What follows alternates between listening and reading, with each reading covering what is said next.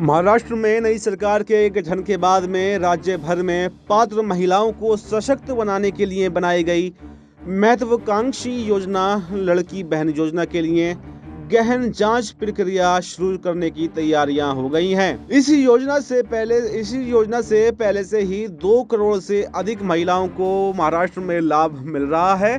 सरकार अब ये सुनिश्चित करने पर ध्यान केंद्रित कर रही है कि सहायता केवल योग्य प्राप्तकर्ताओं तक ही पहुंच पाए। इस वेरिफिकेशन प्रोसेस का उद्देश्य है कि एप्लीकेशन करने वालों के दावों का पता लगाया जा सके कि वो सही हैं या फिर नहीं, ताकि वित्तीय सहायता के वितरण में पारदर्शिता सुनिश्चित की जाए। योजना के तहत लाभ प्राप्त करने वाली हर महिला को इस वेरिफिकेशन प्रोसेस से गुजरना होगा, जिसकी मदद से गलत दावे कर योजना का लाभ लेने वालों को हटाया जा सके।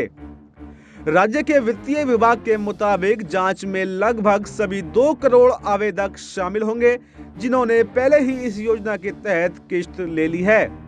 इस प्रक्रिया के माध्यम से गलत दावे कर या धोखाधड़ी करने वालों की पहचान करने के लिए आधिकारिक रिकॉर्ड के साथ जमा किए गए दस्तावेजों की क्रॉस चेकिंग की जाएगी। इस तरह से वित्तीय विभाग की कोशिश यही है कि जो लोग योग्य हैं, जिन्हें आर्थिक मदद की जरूरत है, उन्हें ही इस योजना के तहत सरकारी मदद मिल सके। आइए आपको बताते हैं कि किन दस्तावेजों की जांच होगी। दस्तावेजों की जांच होने में सबसे पहले आएगा आपका आय प्रमाण पत्र, फिर आएगा आयकर प्रमाण पत्र, सेवानिवृत्ति, पेंशन और व्हीकल ओनरशिप, लैंड ओनरशिप, प्रति परिवार लाभार्थियों की सीमा कितनी है, ये भी जांचा जाएगा।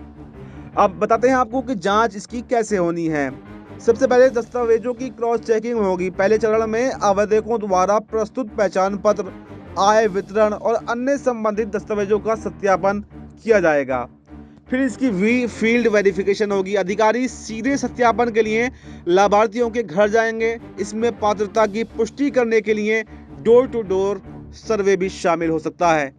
फिर डेटा मैचिंग की जाएगी। सरकार द्वारा किए गए दावों की पहचान करने के लिए लाभार्थी के डेटा की तुलना अन्य आधिकारिक डेटाबेस जैसे मतदाता सूची, आयकर रिकॉर्ड या आधार लिंक्ड डेटा से करी जाएगी। शिकायत और विजिबलाइजिंग भी किया जाएगा। सरकार नागरिकों को हेल्पलाइन, ऑनलाइन पोर्टल या फील्ड एजेंटों के माध्यम से किसी भी संदिग्ध धोखाधड़ी गतिविधि की रिपोर्ट करने के लिए प्रोत्साहित भी करेगी। इसके अलावा सत्यापन प्रक्रिया में पारदर्शिता सुनिश्चित करने के लिए पंचायत प्रमुख या शहरी निकाय प्रतिनिधियों जैसे स्थानीय निर्वाचित प्रतिनिधि भी भाग ले सकते हैं। सूत्रों के अनुसार इस प्रक्रिया में राज्य और स्थानीय सरकारी अधिकारियों, सामाजिक कल्याण टीमों सहित कई विभाग शामिल हो सकते हैं। राज्य स्थानीय सरकारी अधिकारी, जिला या ब्लॉक स्तर के अधिकारी सहित स्थानीय प्राधिकरण अपने अपने क्षेत्रों में लाभार्थियों के सत्यापन के लिए जिम्मेदार होंगे। महिला कल्याण या सामाजिक न्याय की देखरेख करने वाला विभाग राज्य स्तर पर इसकी जांच का नेतृत्व करेगा। ये सुनिश्चित करना है कि लाभ केवल उन लोगों तक ही पहुंचे जो वास्तव में इसके हकदार हैं और सरकार की कल्याणकारी योजनाओं की अखंडता को बनाए रखा जाए। महाराष्ट्र में विधानसभा चुनाव की घोषणा के बाद केंद्रीय चुनाव आयोग ने भी वित्तीय योजनाओं को रोक दिया था। चुनाव आयोग ने राज्य सरकार को आदर्श आचार संहिता के दौरान उन योजनाओं को लागू करने से रोकने का निर्देश दिया था जो सीधे मतदाताओं को प्रभावित कर सकती हैं। देश और दुनिया की तमाम बड़ी खबरों के लिए बने रहिए हमारे साथ और देखते रहिए नेक्स्ट 9 पॉलिटिकल बाइट। धन्यवाद।